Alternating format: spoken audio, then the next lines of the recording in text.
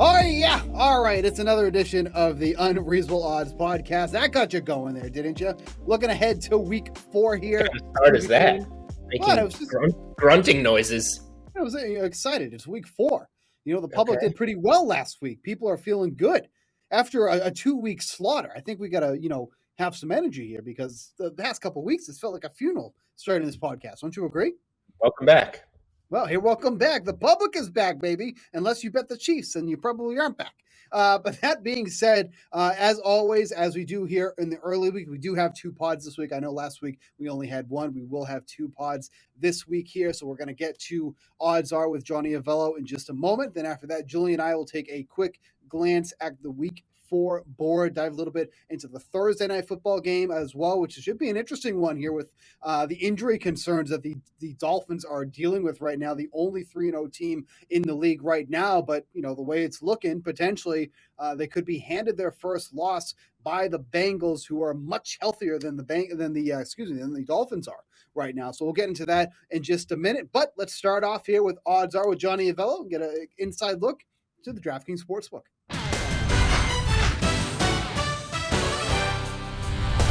You heard the music. If you are a listener of the Unreasonable Odds podcast, you already know what it means. It is time for Odds Are with Mr. Johnny Avello of DraftKings Sportsbook. Johnny, how we doing?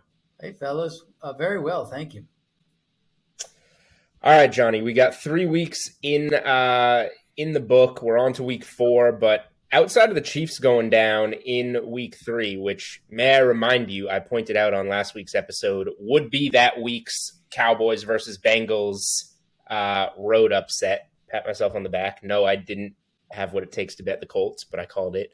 It felt like it was a day that the public was able to strike back on some sides. Bengals over Jets, Ravens over Pats, Eagles over Commanders. How did the book do in week 3, and which games kind of led to you guys paying out the most? The public was able to strike back, as you say. Some, but we still had another marvelous day. The main 3, Bengals, Ravens, and Eagles. Panthers against the banged up and inconsistent Jameis Winston, that was also a play. Falcons as a small dog were also a choice. And the Cowboys last night were the choice over the Giants. Now, that game we didn't do too bad. We had some pretty good two-way action, but the Cowboys were a small loss. So we assume, obviously, the Chiefs were good for the book. I mean, at one point, the Chiefs had 90% of the money and bets coming in on them before some of that sharp Colts money came in. What other games helped the house the most last week? Yeah, the Chiefs were the biggest money maker for the house for sure. I could see that coming early, and Sunday morning that continued right through until game kickoff. I was followed by the Bills losing to the Dolphins. Broncos 1-point win. That worked out well for us, as well as the Packer win and a Viking win. A miracle Viking win, I might say. Really interesting Thursday night game to kick off this week 4 slate. The Dolphins, thanks to the Giants' loss on Monday Night Football that you just mentioned, the Dolphins are now the only team in the NFL that are 3-0 straight up and 3-0 against the spread, and they find themselves underdogs at the 1-2 Bengals. Tua dinged up on Sunday. There's news about him being more banged up than we thought. This one, kind of off that news, moved from 3 to 3.5. Now, as we record on Tuesday afternoon on the East Coast, sitting at Bengals -4 at -105 on DK Sportsbook. What have you seen so far when it comes to this game and where bettors are putting their dollars? Because I know the early splits were pretty heavy Miami. Is this going to kind of loop back with the Miami injuries, or are people just going to keep taking undefeated Miami taking points and kind of leave some value here on Cincy? Yeah, let's talk about the news there, Jules. Coach McDaniel says Tua T is not in concussion protocol so what do we know? From what I'm reading, it's back and ankle injuries. Right. If he doesn't go, Teddy Bridgewater is a very good backup. But the team is playing just so well behind Tonga Valoa. I mean, he's just, got this team motivated and everything's just gelling right now. So far they're siding with the Bengals and they're siding with the under 48. The opener was 47. But always keep this in mind. I think the bettors know this too. The Bengals like to keep games close. They're one of those teams when they win small usually. And although this week they beat the Jets up a little bit, and when they win it's close. When they lose it's close. So I think this thing's going to come back a little bit, regardless of who goes at the QB spot. Moving on to Sunday, another interesting one we have here. The Raiders are the only 0-3 team, both straight up and against the spread in the NFL, but they are favorites over the Broncos, who are 2-1 right now. As we record this, the Raiders are 2.5-point favorites, but I guess you could also say that the Broncos are maybe a fairly fraudulent 2-1 team right now. I think that's fair to say right there. How are we seeing this game bet specifically as of right now? Well, Steve, that's the best winless team in football, the Raiders. They could be. I mean, go back and look at the games. They were 3-0 very easily, right? The thing about this team, and I've been watching them now for a couple of years here in town. Carr shows signs of brilliance at times, but sometimes the mojo just doesn't work. So maybe it's the Raiders need to try something new, and that doesn't mean put Carr on a bench. That means get rid of Carr. So maybe the Raiders and the Cardinals should look at a straight-up swap. Carr for Kyler Murray, because it's not working for the Cards either. So enough of that. What I think should happen. I don't think they're gonna. I'm not the GM of the team, but to the game itself, I believe this late afternoon contest is going to be one of the bigger decisions for us. We opened the Raiders 1.5. It's 2.5, and I do not anticipate a slowdown in Raider money in this game. All right, Johnny Avello coming on the Unreasonable Odds podcast, throwing out fantasy trades. Derek Carr for Kyler Murray. We'll see if that one gets done. The Raiders, by the way, fun stat on the Raiders. Not only are they 0-3, but their opponents are 0-6 in their combined games when not playing the Raiders. All of their only wins, the Chargers, the Titans, and the Cardinals, they all only have one win, and it's over the Raiders. So, those are some pretty good teams you mentioned, by the way. Those teams are all at least 500 teams. Yep, and yet their only win through 3 weeks is against the Raiders, and they've lost their combined 6 other games. It's wild. And here we are with the Raiders as a growing favorite in Week 4. All right, let's talk the rest of the Week 4 card, because I think it's a difficult one. Not much jumped out to me this week. A lot of close. What are some of the spots that bettors are investing early in that you've seen on DK Sportsbook? Yeah, there's a few. Vikings at the Saints. The Vikings are up to 3 after opening up 1-point choice. The Jets at the Steelers opened up. Jets plus 3.5. That is now down to a key number 3. So there's some early Jet money here showing up. They also like the 2-1 Jags, who are playing some pretty good football at Philly, getting almost a TD, and the Chiefs at Tampa. But that one may not hold up. The Tampa always seems to take money. So if the Chiefs get too high, that'll be a buyback. And then also what are some other games that really haven't been heavily bet that you think will move by kickoff? The Bills at the Ravens. It's a good one. That'll be a heavily bet game. It's 3.5. That 3.5, I think, will get gobbled up with the Ravens at home by game time. Browns are a small favorite at the Falcons. I could see a pick in that one. The Panthers, a 2-point home favorite, could see a pick, or even the Cards, the favorite by Sunday in that one. All right, so there's some other movers. Let's talk player props for a second, because we've touched on them from time to time this season. Are there any player prop markets that you've noticed that have been taking heavy action on a weekly basis, like a specific player that bettors keep going after that you guys have been paying out so far this season? Oh, yes. Yes, there is a gentleman named Cooper Kupp. First touchdown scorer, anytime scorer. I mean, he gets the job. Then the Lamar Jackson, anytime scores, been heavily bet all season. Devontae Adams and Jamar Chase in all the categories. Devontae Adams hasn't panned out yet, but I think he will. Saquon Barkley gets his share of the New York contingent. And I'll tell you another name, guys, Cortland Sutton up in Bronco land. He's now getting some weekly attention. Any team this week that has been taking some unusual money in the futures market, not just specifically AFC, NFC, but NFC, but their division or any in-season win totals? Lamar Jackson and Jalen Hurts, both of those guys are picking up interest in the MVP market. The Jags now at plus 225 to win the AFC. I mean, could happen. It wouldn't be a surprise, would it, to anyone the way things are going there. And the Jags, over 7.5 wins. That's going up, and people are betting that, thinking that team's going to end up with a very successful year. All right, the Jags are the team, it sounds like. Win total and AFC South taking the money after 3 weeks this season. All right, Johnny, before we let you go, a little bit of college football as usual, another chaotic Saturday. What were some of the games that made bettors the most money on Saturday? What were some of the games that were best for the book on Saturday?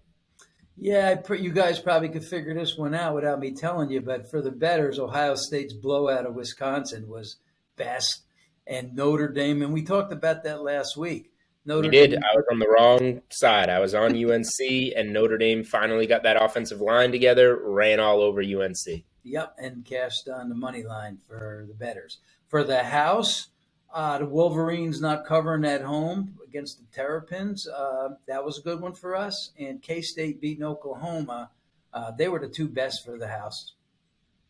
I want to sneak one quick one in, Johnny, just your opinion on something, because this was something. So I put out, when a game is under a key number of 3, I liked Arkansas a lot against A&M. We got some rough luck in that one with the return before halftime, and then obviously the kick that goes off the upright.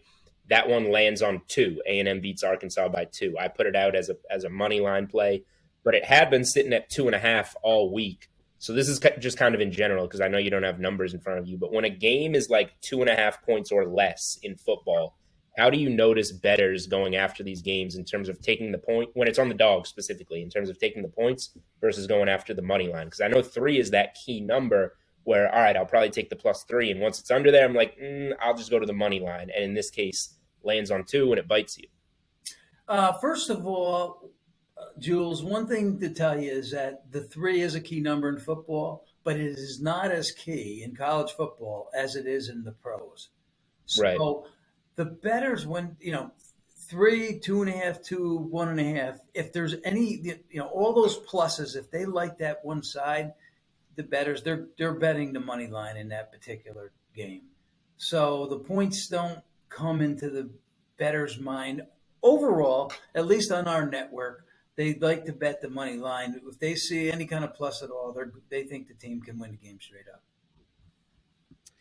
And then to wrap it up here for week 4, what are some of the games that have moved the most since they opened up, and which ones do you think can see significant movements before kickoff? Some of the games that moved, Penn State minus 24.5 up to 26.5 at home versus Northwestern. That's going to continue to rise. That's going to keep going up. Clemson 4-0 at home opened up 8 against the also 4-0 NC Wolfpack. That game is now down to 6.5. Another battle of the unbeatens. Ole Miss at home is up to 6.5 after opening up only 4 over Kentucky. USC is, you talk about some where is the line going to continue to rise or move? USC is going to be 27-point favorite by game time over Arizona State. I mean, they just did not have their offense going last week at all. I thought Oregon State played a great game, probably the better game and lost, but now USC will get a weak defense so they can probably score some points on. I think the bettors will be all over that. In Arkansas, you mentioned them, but they have a very formidable team. The public's not going to let the pedal off the tide on the road. I don't care if, over 17 or not. They're going to continue to bet the tide. They're going to continue to bet the tide each and every week. All right, you mentioned NC State and Clemson there. No, just because NC State beat Clemson last year, nobody thinks that they can go into Death Valley and win this game. Wolfpack are live to take this one again. Heard it here first. But are We'll you going to see. bet it? Huh? Are you going to bet it though? Like you keep making these calls, but are you Yep. going to bet it? Yep. I said last week Oregon State was going to shock the world against USC. I took the +7. I sprinkled the money line. They were this close to the money line.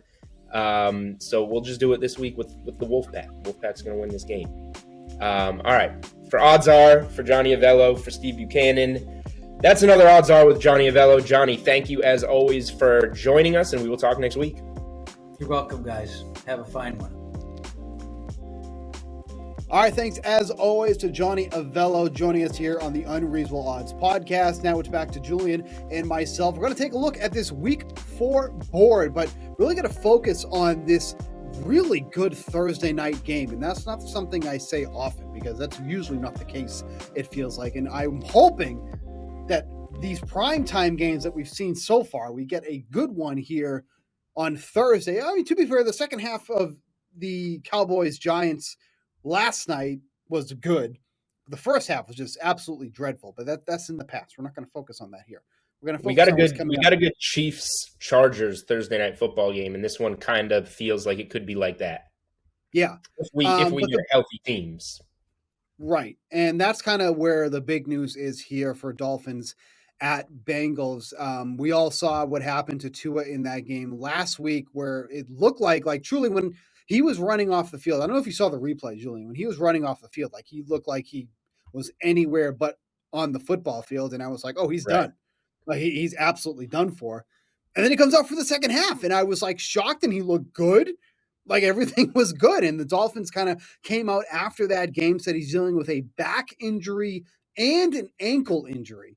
And since that news has kind of come out, that has shifted the odds here pretty considerably. Last week, this was Bengals at -1.5, and now it is at -4 as we record this Tuesday afternoon around 1:30 in the afternoon here on the East Coast. So pretty significant movement on this one here. If you like the Bengals on the look-ahead line here last week, I mean, you're sitting pretty right now at -1.5, but moved up to 4 now.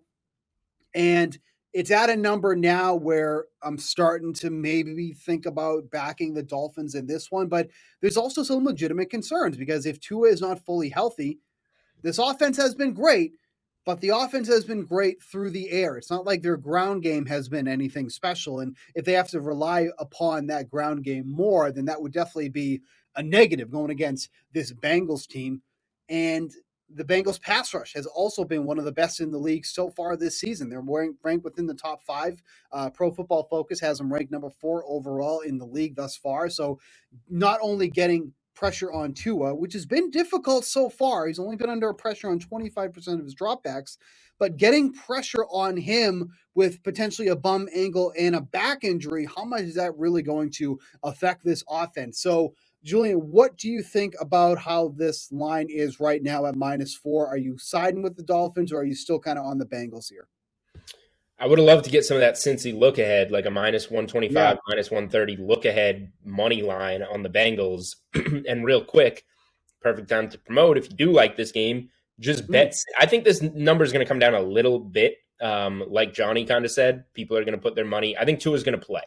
And I think when that becomes official, this maybe comes back to 3 and people are going to put their money on the Dolphins. But you decide. I'm not here to tell you who to pick, make your pick, but whoever you bet on the money line, make sure that you opt into that 7-point early win promo. We're running it again on DraftKings Sportsbook. Maybe rumors that it's not back. Oh, it's back. Team leads by 7. Cash your bet. Wipe your hands clean. Don't worry about a comeback. So yeah, if you're betting the game, make sure that you do that on the money line and get your 7-point early win promo. But this is Bengals or nothing for me. And I'll have my Thursday Night Football Best Bets article up on the DraftKings playbook. Do people really think that the Dolphins are going to go 4-0 and keep winning games in this fashion? They beat a bad Patriots team 20-7 in week 1, just as we thought that they would.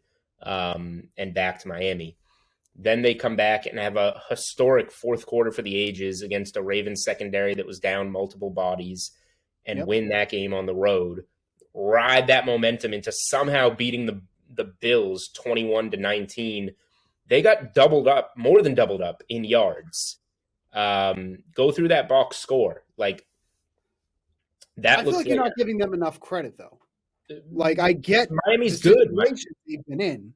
Miami's good. I bet them in week 1, and I thought that they were a good bet for over 8.5 wins. Like, they're good, but now you're going short week on the road to a Cincy team that, yes, it's the Jets, but sometimes you just need a confidence builder to go on the field and do it and feel good. Now you're at home on the short week against a dinged up team. Just carry some of that Jets momentum and be like, yes, we are this Bengals team that made that Super Bowl run last year. I think this comes down to 3, and that's where I want to play it. I want to play Cincy -3.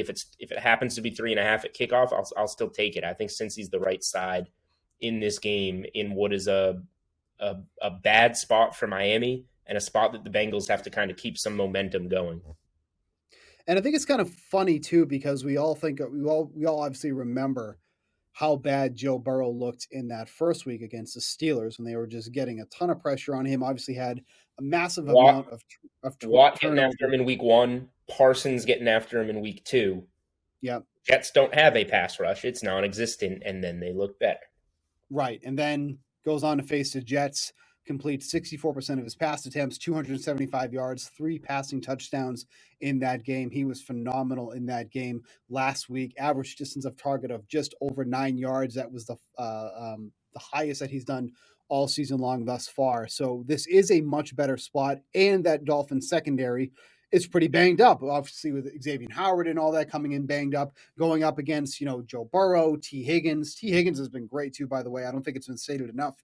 Obviously, the attention is always on Jamar Chase, who is a red zone target monster and stuff. But T. Higgins has been a very comparable wide receiver too on this team. So there is a lot of reasons to like the Bengals in this one, but I'm just not crazy about the number at 4 right now. So if you do think that this is coming back, then obviously that would be something that I'd be more interested in. But I don't love it at 4. That's the number where I really kind of pause and have to think about.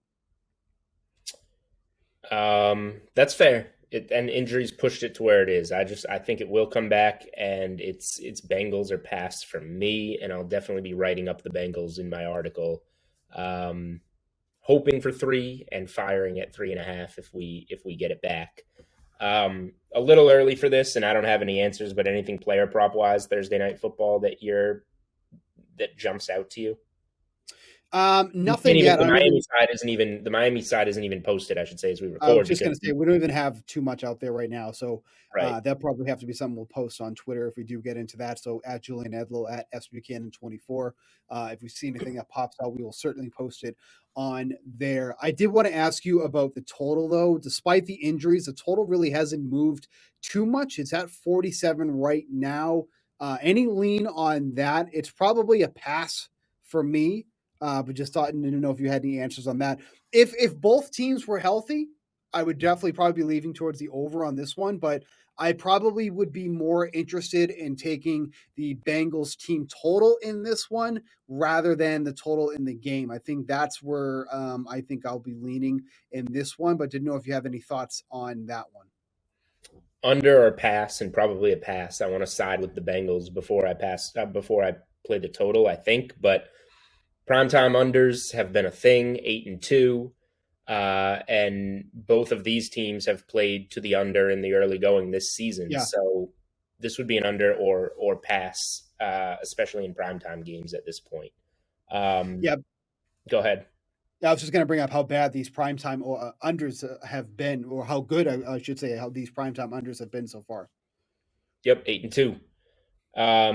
This one is certainly not prime time, but it's breakfast time. 9:30 a.m. on the East Coast. Vikings and Saints is it a London game? I didn't even look. Yes. So it's an international game. Okay. Yep. I'm not going to play that game. And Johnny mentioned the Vikings are kind of growing favorites. The Saints off to a bad start. Jameis dinged up. those have been under teams so far. It's 43.5. If that got back to the key number of like 44, I don't see that being worse than a 24-20 game in terms of scoring. Yeah, that just kind of I've circled as like maybe a little underplay while we're getting ready for that Sunday show, eating cereal. Yep. Yeah, that's all I got. There is we mentioned this off the air before we came on. This is a pretty tough board, I think, this week. What do you make of the Lions Seahawks game? Because they were 6-point favorites before the DeAndre Swift news came in. Now it's dropped down to 4.5. Yet the total rises. Right, and that was actually where I was going to go with this. That's a little odd to me. What do you make of that one? No clue. I'm staying away from that one. I think the Lions win the game, but they're at a weird number at 4.5, where you're just in between a lot of key numbers. I think the Lions win, and like that's all I got. Sometimes you don't have. Win. Yeah, sometimes you don't have much of a take, and I don't have much of a take. I think the 4.5-point home favorite is the side in that game. The other big injury that's affecting a line here, obviously Patriots and Packers. Mac Jones presumably not going to play in this one. They keep saying that maybe, they don't know what they're going to do with him at this point because he wants to do one thing. Patriots want him to do another. The Patriots want him to get surgery and Mac Jones doesn't. I think I have that in the correct order. Suffered a high ankle sprain in that game last week. So it's sounding like Brian Hoyer is going to get the start, which it feels like he's been with the Patriots longer than Jimmy Garoppolo was at this point. I feel like he's never left. But this has moved the Packers to 10.5-point favorites. I feel like the Packers should still cover. I don't know if I'm getting ready to take them at 10.5, but like I'm not giving the Patriots much of a chance in this one because it's actually really unfortunate because that might have been one of Mac Jones's best games since coming into the league. We saw him run more than I think we've had in any game this season. Like he saw so much of Lamar Jackson. He's like, well, I can do that too. I'm going to do this. I'm going to start running it too. Long. If you, I wish I meant to look at this up before it was. I would have loved to have known what his rushing yards attempt was, Mac Jones, because I can't imagine it was more than it had to be under double digits. Like I can't imagine it was more than if I had to guess, like if I had to take a shot in the dark, 6.5 would probably be a number that would seem acceptable. And he obviously blew past that. Is this also a Packers or nothing for you, or are you just going to skip over this game altogether? Because this obviously has been a big mover since Sunday. Yeah, I wish I had Green Bay on the look ahead, which I considered at 5. Would have been nice, but like again, neither of us are too high on the board. I don't think the under is an awful play at 40.5. Yeah. The game's just going to slow down. Belichick's going to coach it to slow it down. The Packers have been pretty low scoring if you take away a Bears game so far. What was it? 7 in Minnesota, 14 with the win in Tampa. This one feels like a grinder. I see no way that Hoyer and the Patriots win. So,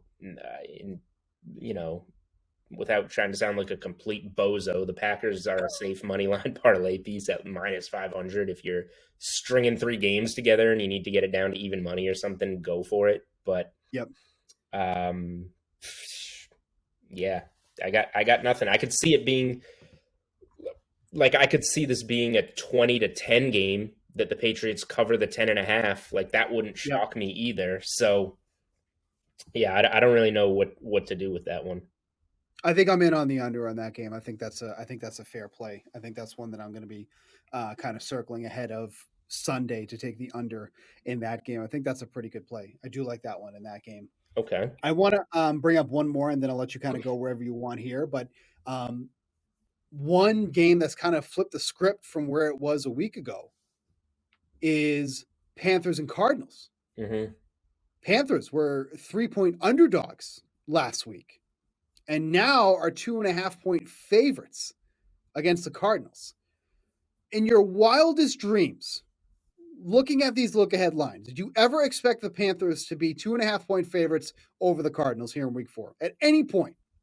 Probably not, but I find these teams so hard to get a feel for. Oh, they're terrible. They're terrible. And Johnny said to us, he could see Arizona closing a favorite in this one. Yep.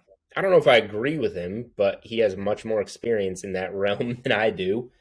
I would say maybe this closes at a 1.5 rather than the Cardinals. Yeah, I don't like the Cardinals this year. I don't like Cardinals. Period. Yeah. So if you made me bet this game, I would take the Panthers minus 130 on the money line. I think the Panthers at home win the game most likely. I was just shocked by that because I do peruse at some of the lines. And then when I was looking at this again, I was like, I don't think they were favorites before. No. And nothing really like injury-wise has changed, right? Like that's usually kind of where you would see that type of movement. But It's really just been, I think people are that down on the Cardinals that just all that money's coming in on the Panthers at this point, which is crazy because like it's not like the Panthers have been anything special either. So it's like, is this more indicative of the Panthers' average play or the Cardinals' just putrid play, I guess?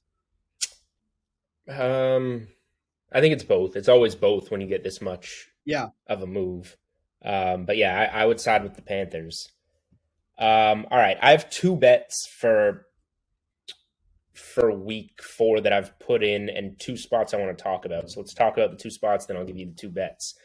Okay. This total is dropping, and totals are tricky this week in both college and NFL, particularly college, because of obviously the storm going on.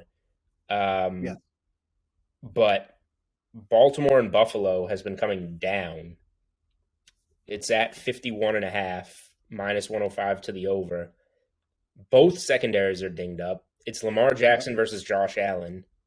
You got the Bills coming off a bad offensive performance in terms of getting points on the board, even though they had like 500 yards. Lamar Jackson scores whatever it was, 37 against the Patriots, 38 against the Dolphins, only 24 in Week 1, but they could take their foot off the gas against the Jets. So they've been putting up points. Buffalo has no secondary. Baltimore has no secondary with Josh Allen in a bounce-back spot with Diggs and Davis and that crew. I don't know what I'm missing here in terms of this one going down, but like we mentioned, Johnny talked about the MVP market. This is a big game for the MVP race. Yep. I think both quarterbacks play well, and we see points in this game. What do you think? Am I missing something here? I don't think so because like the Bengals just lost another cornerback last week. It was Christian Benford, I think it was last week, broke his hand. So now they're down Dane Jackson, Tre'Davious White, and Benford. So now they're down 3 corners in that one. And then they also just lost an offensive lineman during that game too. It was I forget what it was. Tommy Doyle. Tommy Doyle went down too towards ACL. So they're down a bunch of starters in this game. And with the way that like Lamar has been passing lately, like he should be able to eat up that whatever the is left of that secondary. So I'm with you. I'm surprised that this total is going down.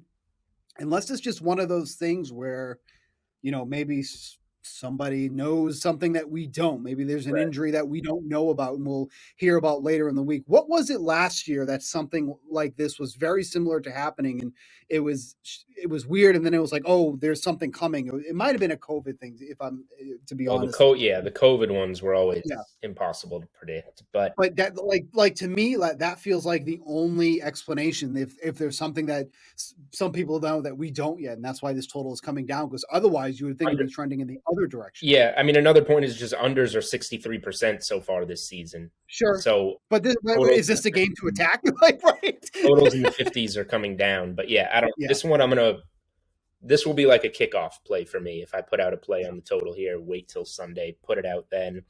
The other one, I'm scared to get involved in this game. The look-ahead line was 3. It's now Colts minus 3.5 at even money on DraftKings Sportsbook.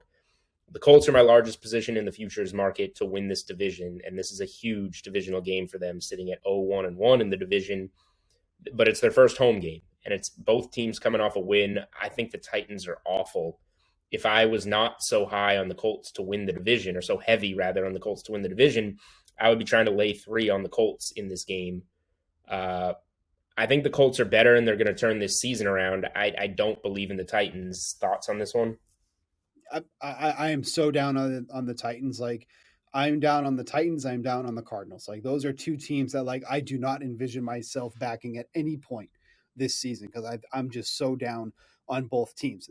The only thing that I will say about the Titans, that I can't believe it's taken this long though, but it feels like they're getting Derrick Henry more involved in the passing game. And it's like, well, yeah, if you're going to be constantly playing games from behind, you need to get Derrick Henry involved. And like, now we're kind of seeing him catch a little bit more out of the backfield. It's not a big amount by any means, don't get me wrong, but it was nice to see him get some targets last week, because like he'll be useless if that's the point, if they're not going to use him when they're down, because they're always down at this point. So but yeah, I'm still with the Colts here in this game at 3.5. I think it's a fine spot for them, and I don't think this is a situation either where I would want to sell high on the Colts coming off that Chiefs win. Like, I felt You like can say they the same, actually you can say the same thing about the Titans, who got their first. sure, yeah, but I have no issue backing the Colts here.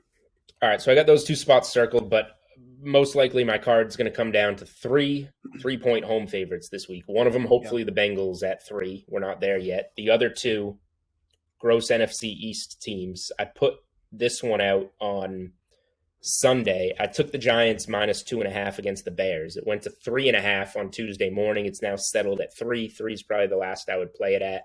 But I have the Giants at minus 2.5 against the Bears. Giants are coming off a loss. They got pressured a lot by a good Dallas defense. I think that they get back on track at home against a 2-1 Bears team that is much worse than their record. The Bears are going to have way more trouble protecting Fields than the Giants are protecting Jones. So I just think this is a good spot for the Giants to get right at home, even though they might not be the greatest team and people were starting to think that they can beat the Cowboys. They can get off to a 4-0 start and be something. No, they're the Giants. They're not something, but they're still good enough to beat the Bears at home. I'll give the Giants more credit than I think you are right now. Like, Daniel Jones was just under pressure on a ridiculous amount of dropbacks last night. Like, I think it was over 50% of his dropbacks. Like, it was insane.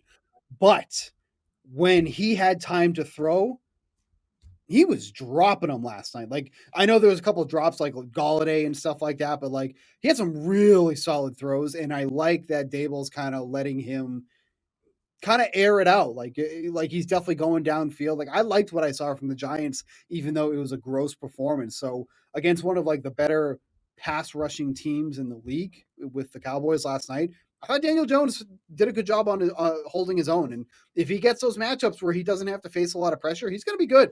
I liked what I saw, but Shepard he did tear his ACL. So, the injuries just continue to mount for that team. But I liked what I saw from Jones last night. I was actually pretty impressed. All right, the other one that I'm going to here, it's the team that we saw in that Monday Night Football game. I'm laying the 3 with the Dallas Cowboys at home. It's at minus 120, and I'm doing this because I think it's going to move to 3.5. Hosting the Washington Commanders, we just talked about it. That Dallas defense got pressure on Daniel Jones. They sacked him 5 times. Carson Wentz just took 9 sacks on Sunday. Now he's going on the road against Dallas. Dallas is going to put too much pressure on Wentz, and he's going to be a mess again. Cooper Rush, I've seen enough. He's solid. He's 3-0 straight up, 3-0 against the spread as a starter in the NFL. Bad drops by like CeeDee Lamb prevented an even bigger game. He's getting the ball to Lamb. He's getting the ball to his guy, Noah Brown. He's got a decent enough offensive line for the time being. They have 2 good running backs in Pollard and Elliott, and I put them in that order on purpose. Pollard and Elliott, 2 good running backs. Good defense. Parsons probably. This is one where you can look at Parsons like sack props. Parsons probably sacks Wentz like 3 times. And the over-under will probably be 0.75 on Micah Parsons sacks. But yeah, I'll lay the 3 with the Cowboys at home. Yeah. So we're heading into week 4 now. And as of right now, there are 5 quarterbacks that have taken double-digit sacks. Wentz and Burrow are top in the league with 15 apiece. And that's before Wentz faces the Cowboys this week. That's going to be something.